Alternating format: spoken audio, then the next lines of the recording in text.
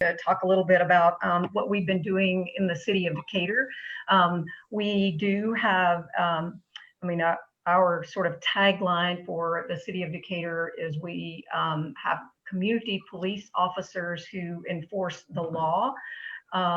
The City of Decatur Police Department has been, I think they're one of 7 or 8 jurisdictions in the state of Georgia where the police chiefs have gotten together to form a community trust building initiatives and take training. You may have seen some information recently in the press about this.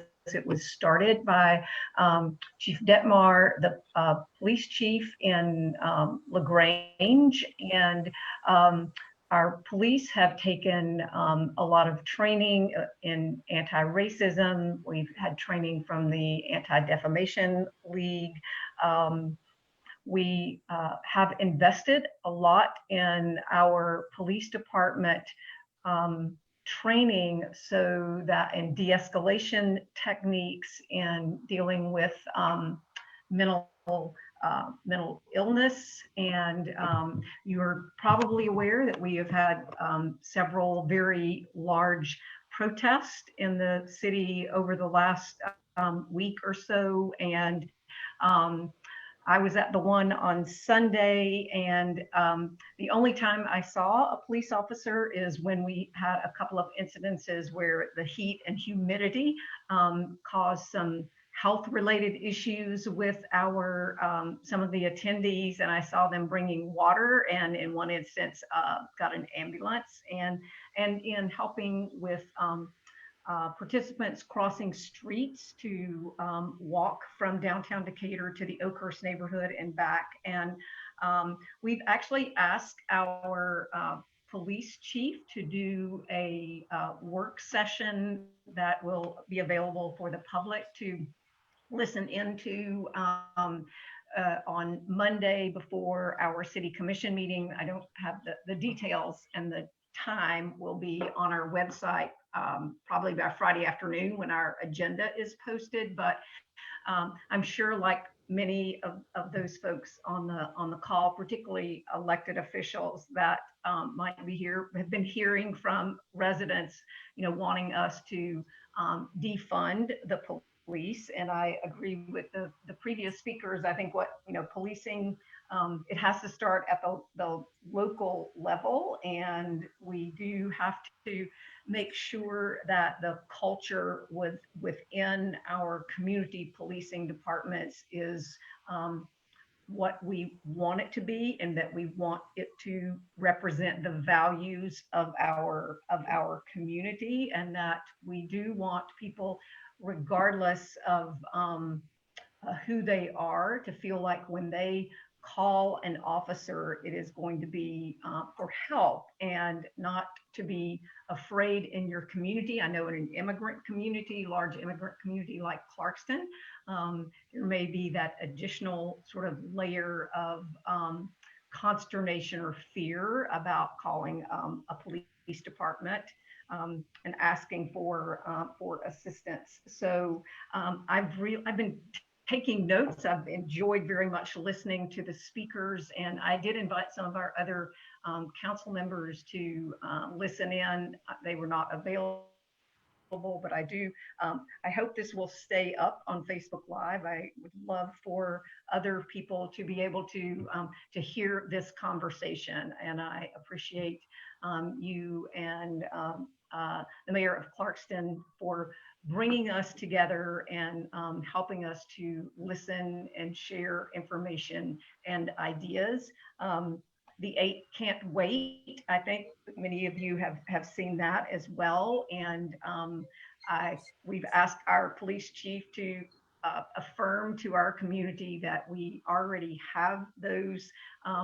We don't shoot at passing cars. We are trained in there. The police department is trained in de-escalation techniques and that sort of thing. So I think every community is being challenged right now from the federal down to the state, our county, and our city and municipal levels to review our policies, make sure that we are doing what we can to provide what the ethical, legal, and compassionate policing. And I think if we have those things happening in our police department, then we can feel like that we are turning a corner. And I would say the other piece maybe is having a level of trust and trustworthiness that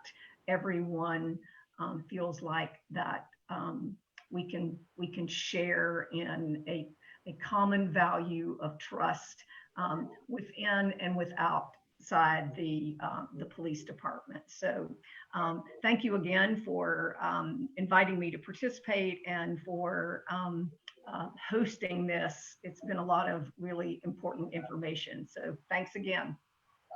Thank you so much, Mayor Patricia of the city of Decatur. Your leadership is really amazing in keeping that beautiful city alive and vibrant. It's growing and engaging. And yes, it has been connected live for all in Facebook to tune in and, just hearing this beautiful conversation. It's going to be also edited and going to be sent to you all the YouTube link so that the general public, for commerce or publicity, but empowering the community. We care and we come as one people, regardless of our color, regardless of our religious background or affiliation, because when we have one problem with one police department, we have a whole problem in the entire country. And we cannot tolerate to see such horrible things to see in our own cities, nor in our country. Enough is enough. Police Absolutely. are taxpayer officer. They are here to protect the citizens. They are here to enforce the law, not to break the law. What we have seen in Buffalo is unacceptable. What we have seen in many places are unacceptable. There are a lot of videos have been circulated in social media. I don't know how the police officer really monitoring those that engulf the anger in the community. The guy who was shot on a wheelchair, what kind of threat that person would bring. Right. Or mentally person. The police need to do better to earn the trust back to the community. And we need to do better, and we can, and we should. And now, by the same token, I'm going to go to my good friend, to the mayor of Clarkston, and then followed by Justice Department to see what the Justice Department was planning to do with regard to this violence and police brutality.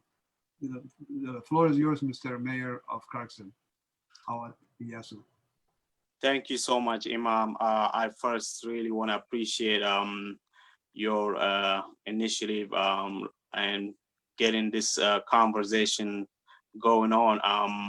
I want to thank all the attendees. I see so many familiar faces. Thank you for everybody for joining us today. I definitely value so much of your opinions. In Clarkston, as you all know, as thankfully Mayor Patty mentioned it, it's a very diverse community we have here. And our challenge is also coupled with the fact that a lot of our immigrants, they come from backgrounds where the police are militarized, and there is already an existing fear of authorities, and it really it makes our concern even more worse now when we see this kind of similar horrific things that when we see on television, things that a lot of our community members have left back from where they came from, and there are also concern when it comes to our African American communities, and I am really honored that the city of Clarkston has been a great, especially our police department has been a great ally. Our police chief, in our last council meeting, she prepared a note and reassuring our residents that the police department will continue to be ethical, as they have been. They do take sensitivity courses, and we certainly will introduce new things. We have hired a few police officers. It's been a bit challenging getting qualified police officers from the diverse immigrant communities. We've been having this advertisement for almost a year now, and we haven't been able to find a qualified applicant. So it is a bit challenging trying to be diverse in our police force. At the same time, we want to make sure it's a qualified person. So we certainly will consider psychological evaluation from now on, and we will certainly be mindful of racism, and we will be certainly trying to retrain our police force. And I'm here to learn as much as I can. I really appreciate the comments made from various authorities in this discussion. I certainly come from a background where the police is worse than the police in America. So however, I would not want to see this in this country that I thought I would never see. And unfortunately, this has been going on for many generations, and I know we will not be able to fix it overnight. And as elected officials, we certainly could do a bigger role in terms of mitigating the damage now, but we need to get the conversation started. That's the biggest first thing we need to do. Is we need to have people of different backgrounds. Just like now, we come from different backgrounds, different cultural setting, and yet we are here talking how we can improve our cities and how can we improve our policing. So that is the biggest challenge. A lot of times it's taken as a taboo. You can't talk about this, and I think our police forces, they need to start opening up, and they need to talk about it. And a lot of it is come from stereotypes that are not true, and I think there is a room for educating our police forces when it comes to racism and the unintentional biases. And I really want to hear more, and I appreciate everybody being here again. I am really concerned. I got 4 kids, and growing up in America, one of them is already 16. He's tall enough to see a brown threat to the police, and I hope I don't want to see anything like that happen to my child or anybody's child. So I am very passionately going to continue on this fight with all of you guys. Thank you so much. Appreciate it, Mayor of Clarkston, Awad Yasu.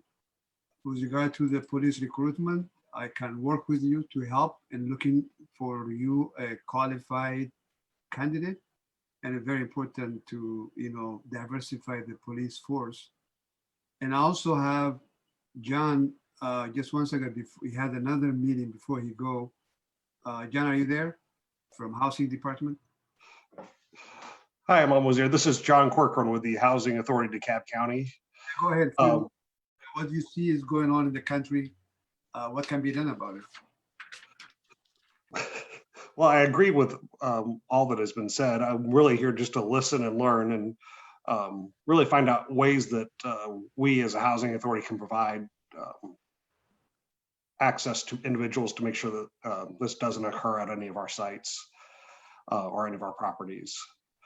So I look forward to continue working with DeKalb County. I would like to meet the new mayor of Clarkston. We have new buildings being built there and a way to be inclusive there. So I'll reach out to you guys at a future time. Thank you so much for your very valuable time, John, and I'm looking forward to work with you as well. Keep us posted with any change in your housing, okay? Thanks. Thank you. Now let's go to U.S. Justice Department. Brennw, he's assistant for Georgia State Department of U.S. Justice Department. What is it being planned in U.S. Justice Department addressing the very hot issues of police accountability or police brutality, what needs to be done from the Fed all the way to the state, beyond statement, practical solution to the problem, to the core problem, or what instigate this problem, what can be done about it? The floor is yours. Thank you. Good morning, Imam. I appreciate being invited, and Eileen Bell Hughes is on the call as well. And Eileen and I, just by way of background for everyone, I appreciate the fact that the Justice Department is this huge behemoth that no one quite knows what it's about often. And you see the political leadership on television, and that's sort of the image you have of the Justice Department. I know that you know Imam Wazir, and some of the others on the call know that we are very much real people living in the community here in Atlanta. And Eileen and I run the civil rights program here in Atlanta and for the 46 counties that comprise our district. Both of us are career civil rights lawyers. I've done nothing else for the feds. I joined, both of us, Eileen and I both joined and worked in Washington originally. I joined under the Clinton administration and have worked completely and almost exclusively on civil rights matters, almost exclusively on police misconduct, civil rights matters for those 20 some years. And, you know, your question is a good one. You know, there are lots of problems that you've all addressed, and really we're here to listen more than anything. But I do want everybody on the call to know that Eileen and Eileen handles civil rights, and I handle criminal civil rights. So I'm the guy who helps make the decision on whether a police officer is charged in this state or this part of the state, and also for hate crimes.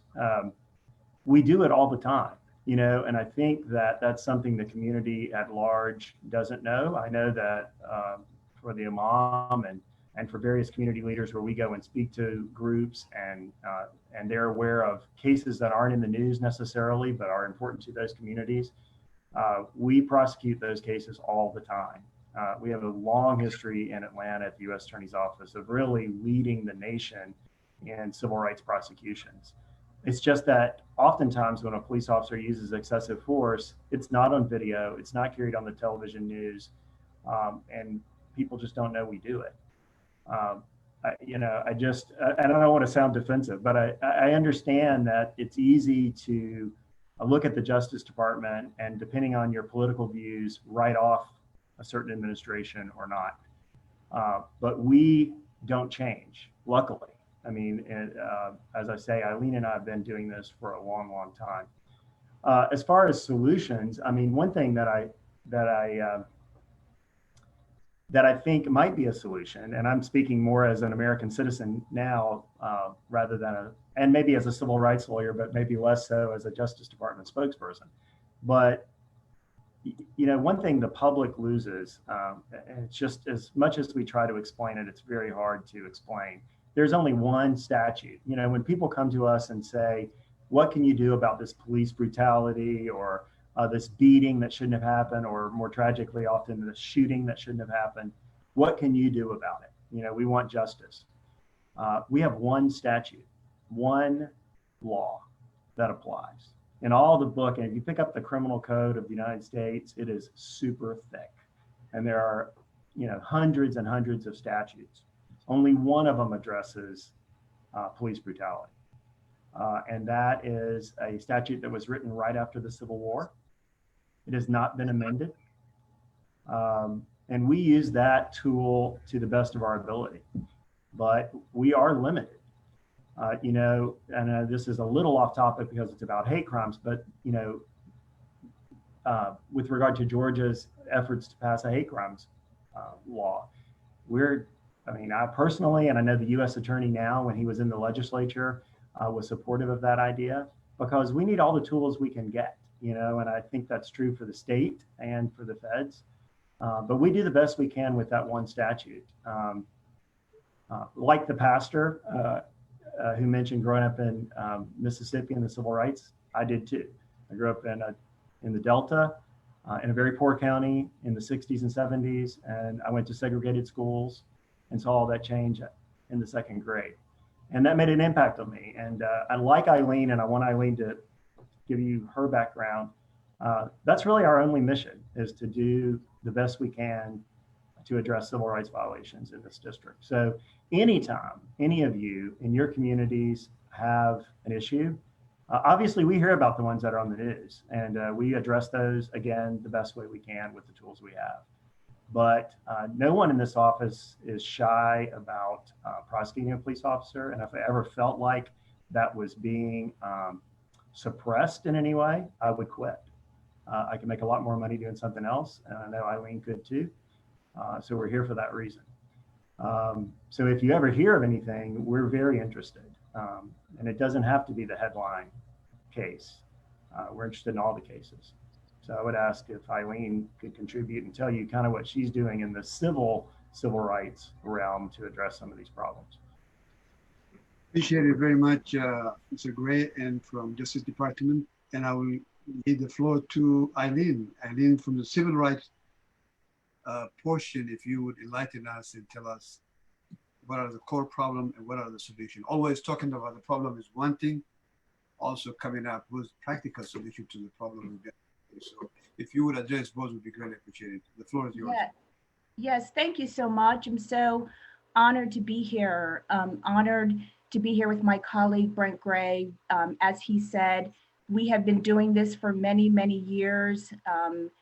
And, you know, our heart is obviously here with civil rights and fighting for civil rights. In terms of my background, as my colleague Brent Gray stated, I have been probably over 20 years handling civil rights matters, both at Department of Justice in Washington, D.C., and now here in the U.S. Attorney's Office in the Northern District of Georgia. I am very honored to be a part of the U.S. Attorney's Office here in Atlanta. Our U.S. Attorney, BJ Pack, is very much concerned about these issues and really appreciates having an opportunity to be part of these discussions. In terms of the civil rights side of the House, we are handling many types of civil rights issues. We currently have a case that was filed in the Northern District of Georgia District Court involving steering of African American individuals in housing. We have some other civil rights cases, probably about 70 civil rights cases. But in addition to our enforcement piece, we have other tools in our toolbox. And one of them I think that is particularly relevant here today to this discussion is the part of our civil rights unit here in Atlanta, where we come out into the community and we do know your rights forums and we do education and we participate in these types of discussions. It is important to not just have the enforcement piece, which is primarily the end of the road, if you will, when things, you know, have escalated. But we also want to be part of the discussion early on so we can help to participate in solutions before things escalate. So just want to echo everything that my colleague Brent Gray said. Please feel free to continue to ask us to be part of these discussions. It's very important to us, very important to our U.S. Attorney, and we look forward to continuing to work with you, Imam, and all of the other individuals here in our community. Thank you so much. Appreciate it, Eileen, for that insight from the civil rights part. Now I'll go to my good friend, Chief Conroy, if the police department in Gwinnett County is here also, will be followed. And we'd like to also hear specific recommendation from Dr. Alexander before we wrap up. Mr. Conroy, Chief Conroy, my good friend, floor is yours. Oh, good morning. Good morning. Can you hear me? We hear you very well. Go ahead. Great. Imam Wazir, thank you for inviting me here. It's great to see you, my friend. And of course, many of my friends that I see across the panel, some of my former bosses, Dr. Alexander, Jack Lumpkin, and they mentored me for years. So I'm really happy to see them as we engage in this important discussion.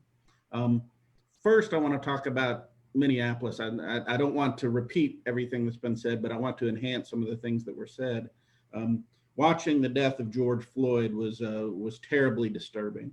Not only the officer applying a technique that is not authorized here in Georgia by many departments, but the other officers who stood by and did nothing as a man said he couldn't breathe.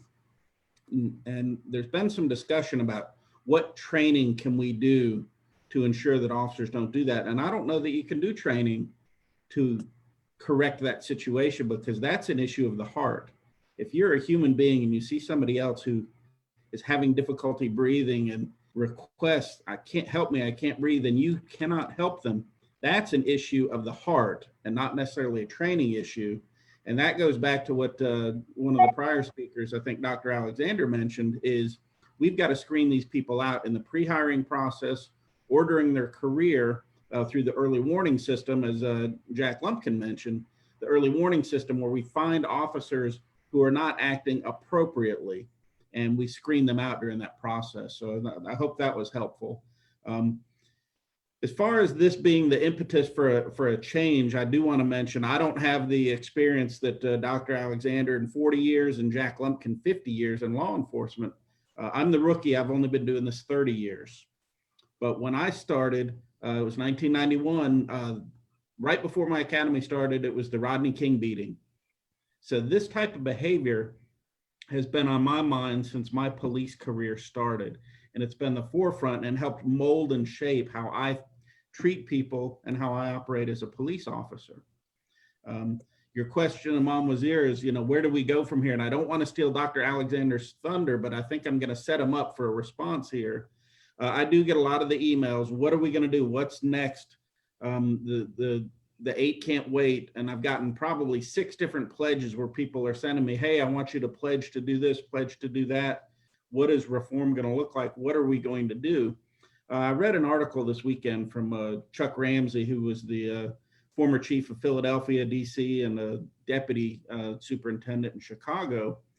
He chaired President Obama's task force on 21st century policing. Dr. Alexander also was a member of that committee. Well, in the article that Dr. Ramsey wrote this weekend, he said, we already have a playbook. And that really resonated with me. We do have a playbook. And what I didn't realize, a lot of departments have abandoned that playbook. In 2014, President Obama established his task force soon after the Michael Brown killing in Ferguson. And he established his task force to come up with recommendations and action items to improve law enforcement in this country. This was a great document that is a playbook for exactly what police departments should do. I'm disappointed I didn't get the memo that police officers or police departments have disbanded that 21st century policing philosophy. I still practice it. I think it's important, and I think that is a great way for police departments to operate.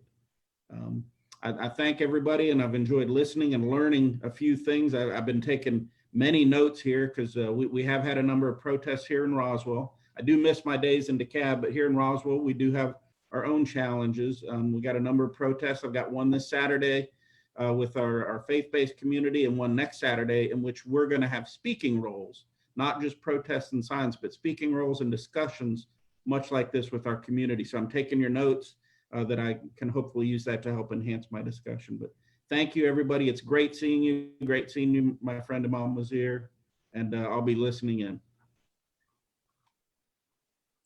Appreciated Chief Conroy, Chief of the Police in Roswell. Do we have the Chief of Police representative from Gwinnett County? If so, would you take the floor? It will be your turn. Yes, sir. Yes, sir. Imam, how are you, sir? Okay, good to see you, Jason. Go ahead, sir. Thank you, sir. Yeah. So good morning, everyone. My name is Jason Rozier. I'm a major with Gwinnett County Police Department, and Chief Conroy says 30 years. He's a rookie. I got him beat. I got 19 years on the job. So Got a few more to catch up to all you guys, but I've been with Gwinnett for all 19 years and currently am the chief of staff for Chief Doran. So, Mom, I know you had reached out to Assistant Chief McClure to join the meeting, and he obviously, unfortunately, was not able to make it today. And Chief Doran, he actually is covered up with meetings this morning, so I'm here just representing Gwinnett County Police Department on his behalf. So, first and foremost, I do appreciate you engaging us in this conversation. It seems like most of the panelists are from DeKalb County and from that region, but we literally are neighbors, and I live just a stone's throw away from DeKalb County in Gwinnett County on that side of Stone Mountain. So I do have to leave here in just a minute. There's a Gwinnett Youth Commission meeting that I have to go to that starts in just about 15-20 minutes. But my main goal here today was really to just like many others have said, to listen. I have been taking notes as well, and we'll report back to Chief Doran kind of what a lot of these esteemed guests have really discussed. So moving forward, we plan to to really grow on the tradition that we have here in Gwinnett of really working with our community. We have a long, proud history of engaging with our residents and working with them to solve problems, and that's something that that we're going to continue to build on that foundation. But other than that, I really do appreciate the time. I've learned a lot, and I'm very honored to be in the company of such movers and shakers in the law enforcement and faith community.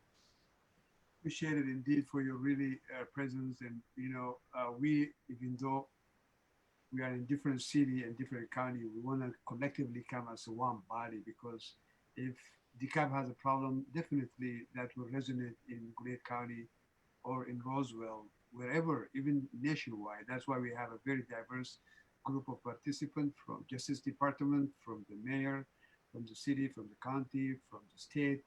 So we are one people, different color, one people, human being. We are called human being.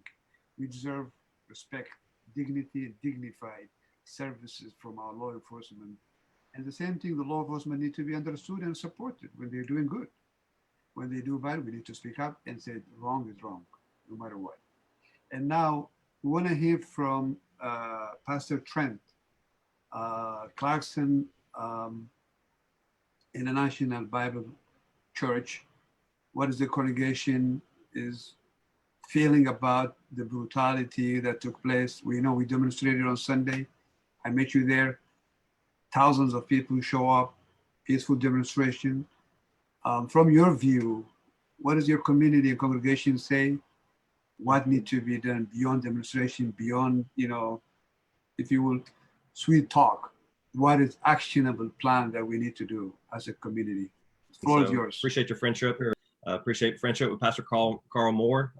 Many people maybe don't know that our church and First Baptist Clarkston come together every year for a joint Thanksgiving celebration. And Marowette, appreciate your leadership in Clarkston. And so one of the things that obviously our church is heartbroken. We're a multi-ethnic congregation, and there's a lot of grief, there's a lot of anger, and there's a deep desire for change. I believe I can speak on behalf of our church and many other churches that we do feel like this moment is unique in the fact that there's a theme throughout Scripture that we need to redeem the time, because we don't know what opportunities may or may not be presented in the future, and when we have this deep sense that now is time to put into place things that would prevent the types of injustices we've seen play out these past few days. In terms of our church and how we're responding, we are very happy to participate in something called the One COP initiative. So one congregation, one precinct, and it's just been an effort to bring together the faith community with our local police department. And I'll be honest with you, man, these past few days has been a little bit of a wake-up call, because I feel like we've been involved, but we haven't done everything we could do. And so I feel a renewed commitment to do more as a faith community to promote peace, justice, and just ongoing racial reconciliation. The other thing that I'll say that we as a church are trying to You break up, been addressed. Pastor Trent. Call you perhaps this will, oh, did it? Oh no. You were breaking up. Now we can hear you. Go ahead. Okay. So one thing we're trying to do unique that hasn't been addressed in this phone call is with our younger generation, especially our children, in the area of literacy. There's actually a strong correlation that if a child's not reading on grade level by the 3rd grade, the chances of him being incarcerated at some point is much, much higher. And forgive me for not being able to quote the exact statistics. And so we believe that educating our youth and encouraging them to make wise decisions at an early age is going to make a huge difference in the long-term impact. And so again, it just our heart as a faith community is to be an ongoing part of these conversations and to do everything we can to be a part of the solution. Appreciate it. Thank you, Pastor Trent. And we are very honored also Imam Zaid Shakir just tuned in and join us. And so Sister Sumaya, Islamic Bureau Executive Director. We know we don't want to dominate all the men. We need to hear from our sisters as well. Sister Sumaya, are you there? If you are, I want to give you the floor from Islamic Bureau perspective. The core problem of what we see, I know you're doing a lot of training, bridging the gap between law enforcement and the community for many, many years. We are very proud of you for your indispensable work in our community. If you take a floor and enlighten us, what is the core problem that you see? What kind of training you've been given to the law enforcement? And if you shed those some light, it would be greatly appreciated. The floor is yours. Greetings to all. Thank you so much for being on this call, and thank you, Sheikh Wazir, for pulling all of us together. This is so important. Communication and getting to know one another is of utmost importance right now. When we don't know the other, we demonize them. We have a fear of them, and getting to know is really important, and listening to others is important. What we have been doing with the Islamic Speakers Bureau of Atlanta is have a cultural competency training with law enforcement, and we'll be more than happy to partner with any and all of you to talk about what can we do together. Again, thank you so much for what you're doing, Sheikh Wazir, and thank you to all of you for being here this morning. Appreciate it. Thank you so much. And I know Dr. Alexander is about to leave. He got another engagement. He's trying to do some interviews. He's been pulled left and right. And we really appreciate it for his time and participation because he has another engagement. So I know I'm going to get him whenever we need him. If you have any question for him, we still have Mr. Lumpkin with us. Now I will go over to Imam Zaid Shakir, who was really a champion of civil rights and an educator and a Muslim Imam for many, many years. He is the co-founder of Zaytuna College. Imam Zaid Shakir, I know you have missed quite a bit of a very good discussion from Congressman and onward from Minnesota State. We'd like to hear from your perspective, A, identifying the core problems of police brutality, racial inequality. B, what is the solution from the Islamic perspective and from your personal perspective, beyond street talk, practical change? What do we need to see happen? The floor is yours. Bismillah ar-Rahman ar-Rahim. Alhamdulillah Rabbil Alameen wa salatu wa salam ala Sayyidil Mursaleen, Sayyidina Muhammad wa ala alihi wa sahbihi wa sallam. Assalamu alaikum wa rahmatullah. Peace to everyone.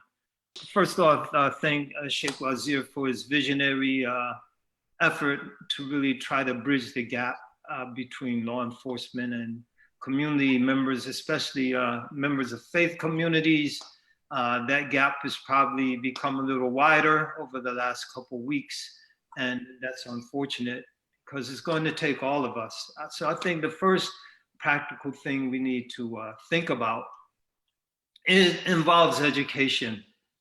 There's no significant change in our society or any society without an accompanying shift in consciousness. And consciousness is a product of knowledge. And so we have to really, as Sister Sumaya was just mentioning, we have to know each other. We have to know the realities that everyone is dealing with. sometimes it's easy to look at things from our particular perspective and then draw conclusions in terms of how others might, or how we expect others to behave or to respond to certain situations. But I think it's absolutely critical for us to really know what the other is dealing with, what their circumstances are.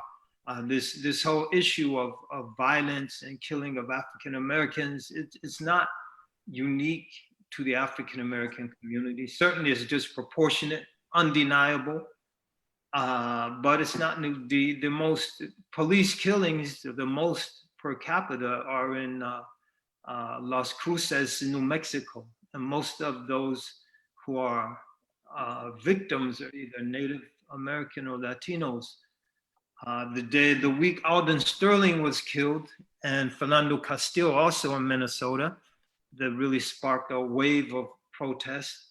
In that same week, 5 Latinos were killed between Nevada, Arizona, and California. So it's not a unique problem for African Americans, but the educational component comes in understanding that what happens in the African American community is situated in a unique historical perspective that goes back to the founding, even before the founding of the country. It goes back to slavery. It goes back to 3/5 of a man for the African in terms of congressional representation for slave-owning states. It goes back to the Civil War that was fought primarily over the enslavement or the eradication of enslavement of Africa, or expanding or not expanding slave-owning territories. It goes to the Plessy versus Ferguson. The issue at hand was legalizing discrimination primarily against African Americans. And we could go throughout American history, but we have to understand that context and understand how the weight of history,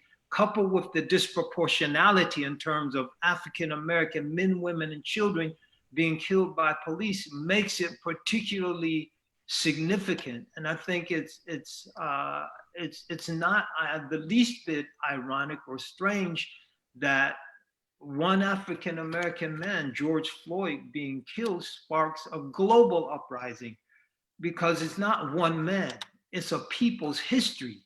And so we have to educate all of our nation in that regard.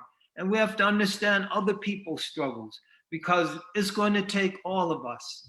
And so I think to me, that's the first practical step. The realization is going to take all of us. This issue is so deep. So much money is involved. When people are talking about defund the police, there's so much money involved. There's so many vested interests that are involved.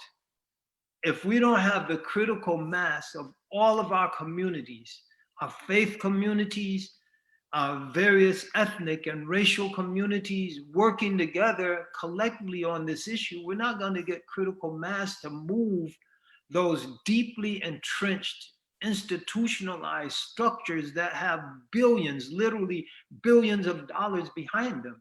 And so that's what I would say is going to take all of us working together to get more down to a more tactical level. I think these sort of programs that introduce us to each other, that allow us to share ideas with each other, this is a great step forward, because it's something, the work of ING, I'm familiar with Islamic Networks Group, Mahaginady, being out in the Bay Area for a long time, and her visionary work in that regard, going to the police departments, going to the city halls, going into the schools and talking about people, or educating rather people concerning Islam, concerning the nature of the religion, concerning the misconceptions that many people see in the media, and that in turn entertain erroneous ideas and thoughts concerning Muslims, Islam, and the Muslim community. So that I think is supporting the work of organizations like ING is one of the most practical things we can do, because they have a proven model. Their focus is, one of their points of focus is educating the police forces. There are others. A good friend of mine, Dr. Rushdie Qadir in San Luis Obispo, California, he has an organization. Similarly, he's a physician, but he's also an auxiliary policemen. And he does a lot of education of police forces.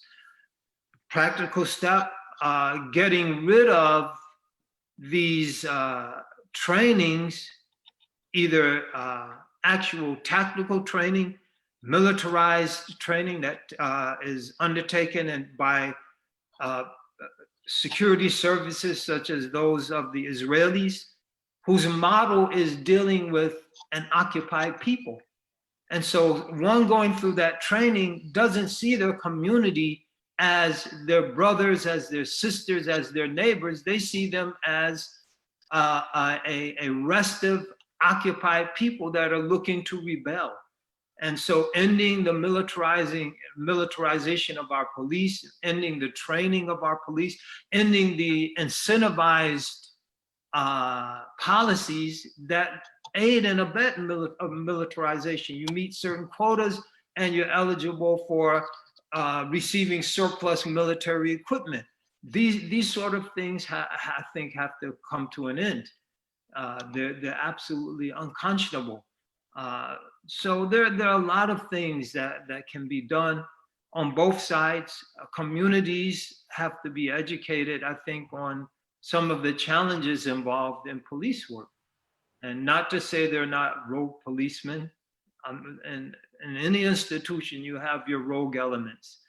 But to say that there are certain challenges, if we were aware of them, perhaps collectively, we can craft better policies.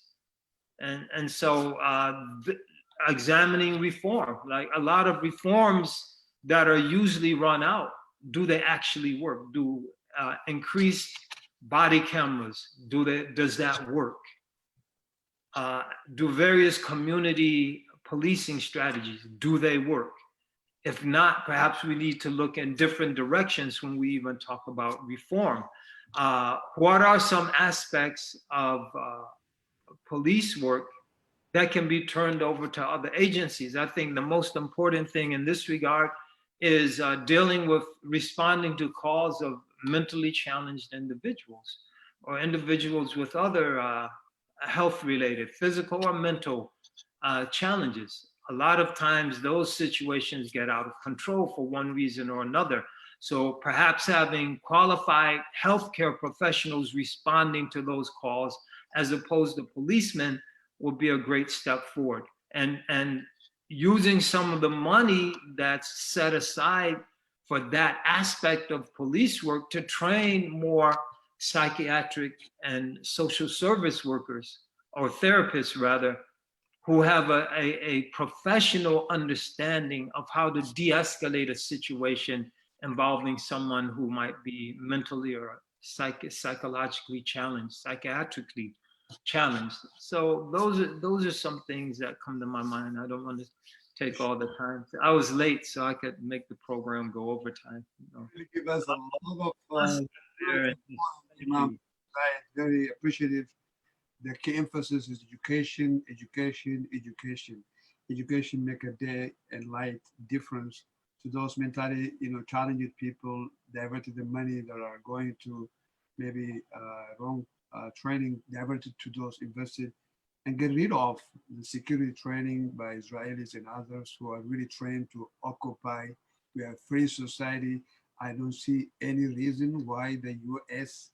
police force will go all the way to Israel or import from the Israelis to train our police. They need to learn from us, not other way around. I echo that, and I really well said. As we come to conclusion, right, great. Thank you for inviting me to the meeting. I'll briefly, I don't know if I've been introduced, but I'll briefly. Yes, okay. I'm attorney Musa Dan Fodio. I live in the DeKalb County area, and I'm an international human rights lawyer. And I want to first thank the organizers for inviting me, but also I'd like to co-sign everything that has been said so far. I agree with it wholeheartedly. So I won't repeat any of it so that I can keep my presentation kind of brief. But what I'd like to say is that I think in terms of solutions to the problem, I think everyone has adequately assessed what the problems are. I have a couple of recommendations for the solutions. On a short-term basis, I believe that on a local level, we should establish a tribunal headed by a civil society organization, which will oversee the training of the police departments and the agencies on the international standards on policing. Because we're going to have to comply with what has been determined around the world as being the human rights of the citizenry. And without that incorporation of those standards, we are really trying to avoid some of the crucial items that need to be addressed in policing. And I think that there should be a curriculum established that is geared toward addressing each one of those international standards for policing, which will allow us to correct some of the problems in police brutality and get away from this whole notion that our police need to use lethal force whenever they are subjectively feeling danger on a mere subjective basis. That is too subjective, and that is the underlying cause of unarmed people being shot with lethal force for minor offenses. That's egregious, and this is what the world has been outraged about. It's not the policing, the fact that the community needs to be protected and there needs to be law and order. It's the abuse of the use of lethal force. And that is what's causing the outrage. So on a short-term basis, I think that'll be a solution. That's something that we can work at on a local level. A lot of things have to be worked out on a federal level, but the second recommendation I have is a long-term solution. And this geared toward aiming at the conditions of economic disparity and of abusing the civil and political rights of the local people so that they have redress on a local level, other than the traditional branches of government as the legislature, the courts, as well as the executive branches. But there needs to be a strong civil society established in our local areas that serves as a counterbalance to governmental activity. Because we've seen that we cannot rely solely on governmental action. Not solely. We have to participate in those processes, true. But to avoid the kind of rioting and looting and burning that we're seeing and experiencing, the people have to have a forum by which they know that they can have direct access and address without the formalities of government. And that's a longer range planning problem, solution to a problem. That's addressing at what the heart of the problems are, which are economic and political problems that date back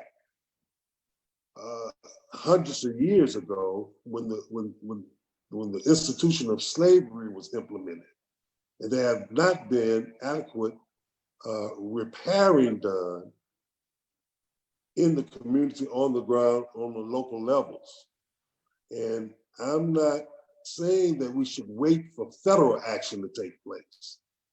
If you have a community that is concerned and want to really get to the heart of the problems, it can do it locally. Now, I'm an international human rights lawyer, and I can lay out the framework and the case and the legal support for everything that I've said. But I'll stay brief in my initial comments. If there are some more in-depth questions that there is, I will address those. but I think that's a good introductory comment at this point. Thanks. Thank you, Brother Musa Danfodio, an international human rights attorney. Now, everybody, we make a note of your, immediate solution versus long, going to be molded and folded. We have mayors, we have city council, we have state and federal officials. We're going to discuss all this. We're not going to resolve everything in one day, but we make a good note of your comment. Now, let's go to where it belongs. And the floor is now to Dr. Alexander. Sir, it's the floor yours, and give us action plan. All right, thank you. First of all, let me say this. I think it's important that thank you for putting this together and bringing all these wonderful guests and talented people together as well, too. I mean that sincerely. But let me say, to try to be as brief and concrete here as I can, in this moment that we're in, this part of American history with COVID, with social unrest in this country, and a lot of people feeling unsafe, a lot of people feeling scared and fearful, and people become fearful. They also become very angry.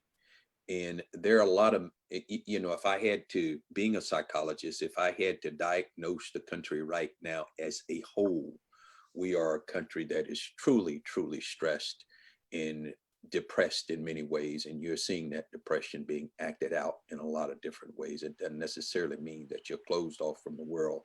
Sometimes for some others, it may show itself in a variety of ways. But for me, I will tell you plainly and clearly, I'm angry. I'm angry at what I've seen over the last several weeks, not in certainly what we saw on May 25th, but everything that culminated up to that.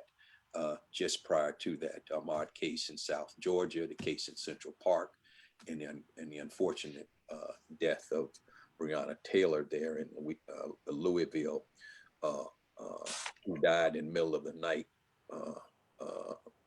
and that should not have happened. But all that being said, I think our way forward is to continue to do what we're doing now, but not just to talk about what the problems are. We all can identify them very clearly, but being able to, within whatever community where we may happen to live, is to work conjointly with our local public safety officials, whoever they may happen to be, whether they're in Roswell, whether they're in DeKalb, or whether they're in Gwinnett, Cobb, wherever the case may be, working closely with our leadership and our elected officials and asking for reform, because every chief, every public safety director, every mayor, every county exec, everybody should be looking inside of their organizations and being able to say, what is it that we can do to bring forth a sense of trust and bring a sense of legitimacy back to our police departments and our public safety officials? Because right now in this country, unfortunately, in many parts of the country, people are not feeling that sense of trust. And even though something this tragic may not have happened in their community out in Montana or in Boise, Idaho, or wherever the case may happen to be, people who live in those communities are also standing up and saying something here is inherently wrong and something needs to be done. So I would encourage all of my friends to stay on point and stay in communication with your leaders, ask for change, look inside of your police departments. They don't belong to your elected officials. They belong to you, the people. They don't belong to your chiefs. Your police departments belongs to you, the taxpayers. So when you hear the term transparency, you want to be able to look inside and see what it is, how things are working. And you also want to demand from all of our police agencies that you want the very best candidates to become police officers. It's looking beyond just seeing what their driving record or criminal record may happen to be, but really digging into who is this person who's applying to become a police officer in my community. We want to know if they have a sense of humanity, if they're compassionate people. I can train them to defend themselves and to protect and defend you, but none of us, myself, Jim Conroy, none of us can train them to have a sense of humanity. They must come with that. So I just want to say to everyone, continue the great work that you're doing. I'm going to continue to do what I can from where I am as I speak out and speak up. And we all play a significant role in helping to change this world that we live in. And particularly at a time right now when people are very afraid and fearful, and particularly Black and brown people. And it's not supposed to be that way. Not in America. It should not be that way. And we have everything that we need to do to help affect change and to affect it permanently, not temporarily, not this to be some passing fancy. Some people believe this is just going to go away. No, it's just not going to go away. This is a time for change, and we're seeing that change take place in front of us. And we want to I think we all want to be a part of this history that affect that change. So those are very simple takeaways that I offer. And I'm quite sure many of you have some wonderful takeaways as well. But thank you for the opportunity to be here with you today. And take care of yourselves in and around Metro Atlanta. Miss you all. God bless you. Love you. And thank you, Brother Wazir. Appreciate it. Love you so much, Dr. Alexander. Is well said.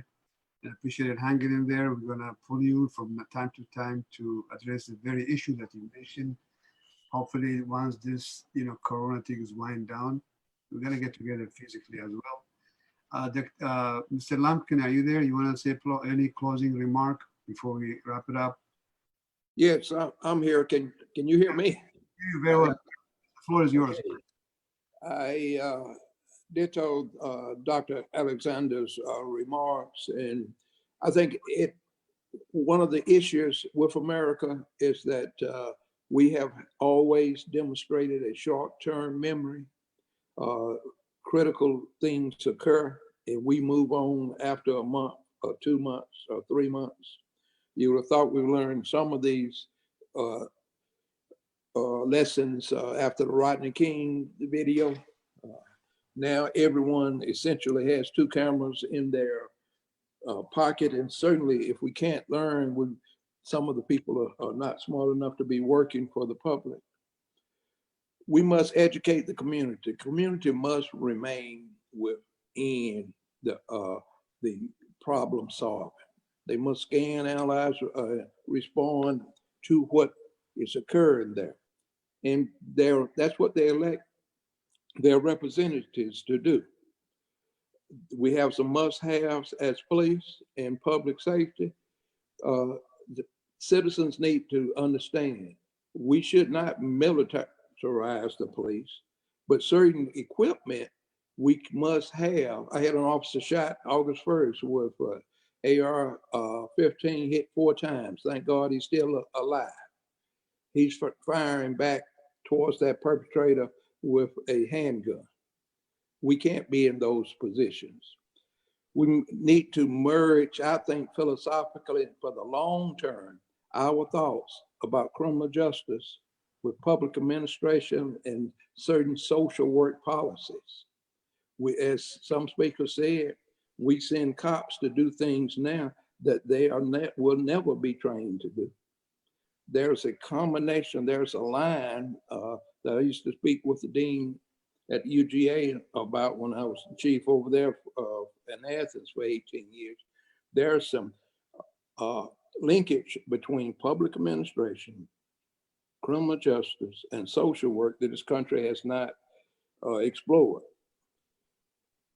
And the other issue is that from sergeant or from patrol officer upward, all of our people must have be instructed and held accountable for intervening when they see things that are wrong.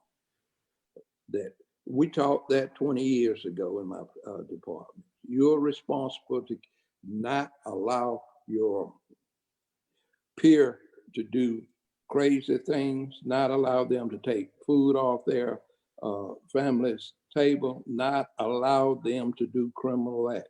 You must stop it. You must report it if it occurs. There's no way Mr. Floyd should have died with 3 officers there. We have, and I call that the courage to confront. We have to have the courage to confront wrong, regardless from where we sit. In the policing and supervising and managing and leading, it has to be done in a civil manner, but we've got to confront it. Before the problems manifest themselves. And we have not, as a vocation profession or as a society, require our people to be thoughtful, reasonable, and prudent in many of their actions. Leadership requires that we influence human behavior to achieve organizational goals. Now, those goals have to match society's goals.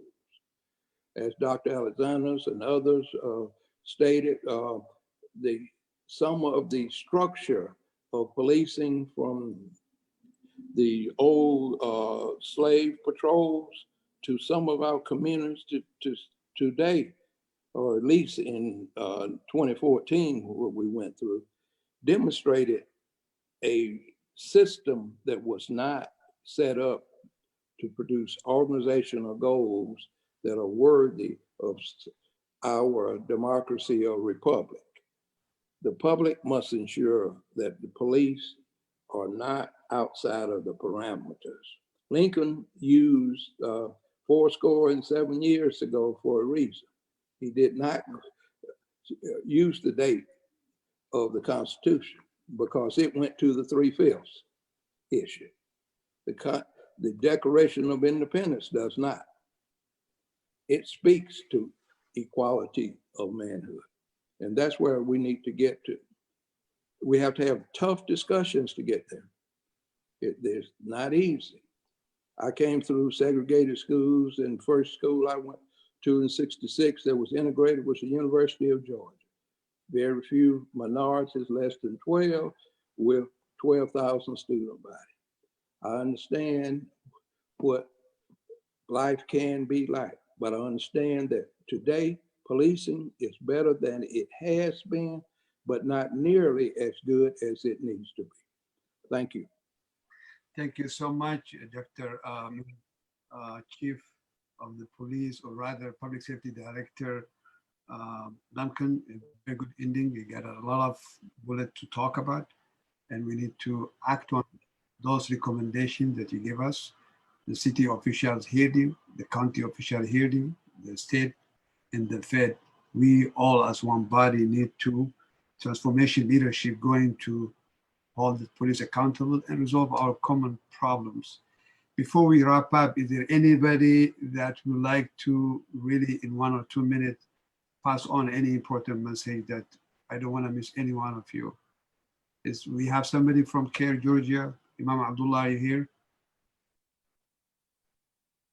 I don't want to miss any important organization or any, because you are all been really selected specifically because you have very unique thing to contribute and bring to the table of addressing. With that being said, in the interest of time, I value your time and I know you are very busy. I'm gonna hand over the closing comment, recapping dua to my good friend, Imam Mansour. The floor is yours. Give us your last word of wisdom, advices, and dua, and take it from there. Thank you, Sheikh. Wazir, Alhemdulillah, Bismillah. Greetings of peace and blessings. Assalamu alaikum, dear friends and family and the community that are here on this call. I know the time and the hour is calling upon us to be the leaders we want to see in the world. And I want to close with a prayer and a reflection. As a people of faith, we always value prayer and calling on God. And in this moment, it shouldn't be any less. And so I want to share a opening prayer, a closing prayer, excuse me, for our city, our state of Georgia, for our country and for our world. I begin with Bismillah ar-Rahman ar-Rahim, with the name of God, the merciful benefactor and the merciful redeemer, the eternal, the absolute, the master of yesterday, today, and tomorrow, the creator and sustainer of all worlds, the worlds we know and the worlds we have yet to come to know. He is the sustainer, he is the provider, He is the perfecter, protector, and the power and knowledge of all things belongs to God. Ya Rab, O Lord, you give power to whom you please, and you strip power from whom you please. You give knowledge to whom you please, and you take knowledge from whom you please. You endue honor upon those whom you please, and you bring low those whom you please, and you are the God of compassion and love. God, we ask that you give us compassion for the babies, for the children, for the poor, for the shut-in. We ask that you help us to see that there is no better time than now, and that you give us the strength to resurrect the dying and the suffering parts of our city, of our state and our country and our world. Give us the fortitude, the insight, the concern, the breath of life into the dead and dying and suffering parts and souls in our city. Let there rise out of us a group of people who are concerned, who are committed to community, who are here to benefit all of mankind, and joining what is right, forbidding what is wrong, and believing in God, believing in you. Help us to reconcile our material and spiritual lives. Bless us to seek with all of our means this life and of this life, all of our means of this life for the hereafter, for the next life. But do not let us neglect our share of this world. O Allah, God, grant us the good, protect us from the evil, and make us of those who are foremost.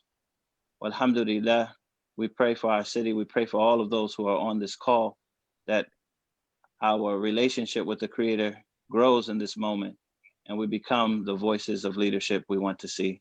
Assalamu alaikum wa rahmatullahi wa barakatuh. Peace and blessings to you all. Wa alaikum assalam wa rahmatullahi wa barakatuh. Well said. Imam is head of Mana organization. He is president for his organization. We have a lot of many valuable organization in our community that we really need to support to see this strength work and strengthen and doing the same thing to keep law and order and bring harmony and peace. I sincerely thank to every one of you, those who came first, and then because of their time left, those who still stick with us, those who still join us in the last minute, including Imam Osman. We got a lot going on. He just joined us. And everybody that participated, I sincerely love you and respect you, and I value your relationship. Let's work together for one good common cause. We are one human being, irrespective of our color, irrespective of different religion. We are one human being, and working together in combating ignorance, replace it with knowledge, combating prejudice, replace it with hope, and give people hope, and build the image of the police department that are really painted in one brush, as if like every police are bad, but they need to clean their backyard first, as they already did. Chief Conroy, we heard him, and Chief Public Safety Director Salamkan did fire those bad police. That has to continue whenever they come across with any intolerable behavior. Don't wait for the judge or don't wait for public to scream. You clean them up, bring those good people, scrutinize as you're hiring people, bring those who are sound people, and involve the community. You do need the support of the community. Work for the people, by the people, for the people, and give a good, positive change and give to the community. And we appreciated Congressman Johnson for his participation. We appreciated Commissioner Bradshaw, everybody. I cannot name one. You have the list of the participants. I'll say it was a very successful meeting. Almost 97% participated, those who are on the list. There are those who in the last minute requested an excuse. The DeKalb County DA office, Sherry Boston, she couldn't make it. She offered an apology, and we all appreciated everyone who showed up. And stay tuned, this is not the end. This is perhaps the continuous work. The videos that we recorded, with your permission, as we said it earlier, has been being broadcasted in Facebook. I'm going to be providing the link for you, for your audience to share with them. And then also the video being developed in YouTube will be shared that as well. Please disseminate it to member of our community. And thank you so much. And this will be the officially ending of today's meeting, June 10th. It happened to be on my birthday. You know what? It's a community services. Even though I have to recognize my birthday, I said community work come first, save life come first, Black life does matter, absolutely. White lives matter too, absolutely. We don't want to see any white be mistreated. We don't want to see any Black be mistreated. So we are one people. I really admire and appreciate you. Pastor Moore, you look like to say the final word to say goodbye to everybody. We were just glad to be able to be here with everyone. And thank you again, Wazir, for bringing us together. Let this dialogue continue between us, that we can start working towards some systemic changes that will help our communities become better. It was good to see a fellow Mississippian on the call today. My aunt lived there in Clarksdale, Mississippi, there in the Delta. And I didn't experience integration until I was the 7th grade. So we know what we are working towards. And so as we work together, I think we will become better, because I think now that the dialogue has started, that it will continue. And everybody have a blessed day and happy birthday to you, Imam. Thank you. Thank you, Pastor Moore. Thank you, everybody. And that will be official ending. And I value your time. Thank you so much. Stay good. Say assalamu alaikum. Assalamu alaikum wa rahmatullah wa barakatuh.